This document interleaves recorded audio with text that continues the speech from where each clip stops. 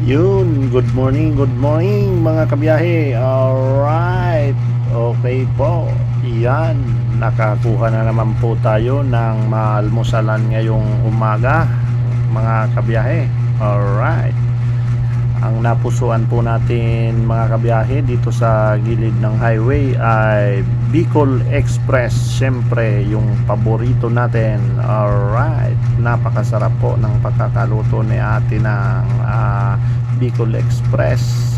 Talagang yung sili ay nangingibabaw mga kabiyahe, at ito ang aking gustong gusto sa pagkakaluto ng Bicol Express. Yan, may unlimited soap na po yan kasama.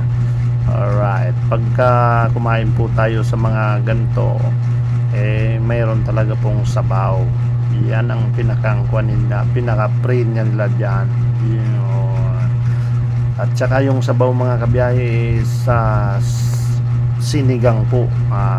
Siguro may bangus sila. Yan. Yun ang binibigay nilang sabaw, sinigang.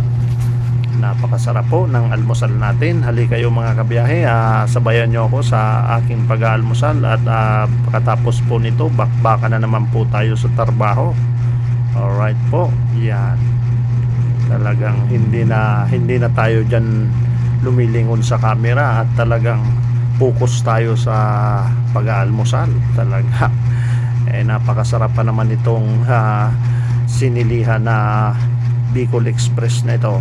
Talagang may konti pong karne ng baboy, at saka may lahok na alamang, at saka siyempre sili. Ay, usok-usok po ang bunbuna naman ng inyong kabiyahe. Pati ang uso nagbabaga-baga. Ay talaga, ayos talagang inyong kabiyahe. Yun, may baon po tayo ng kanin dyan, kaya inubos na. Wala na plano yatang mananghalian. Inubos na yung kanyang baon. Siguro isasama na yung pananghalian dyan sa almusal.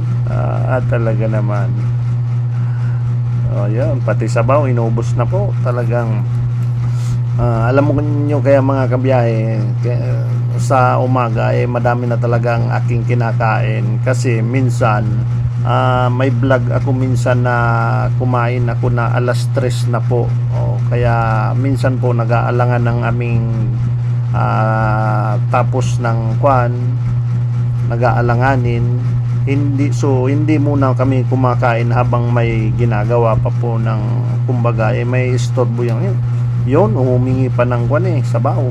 Talagang unlimited sabaw talaga, unlimited soup talaga po dito sa karayang ito.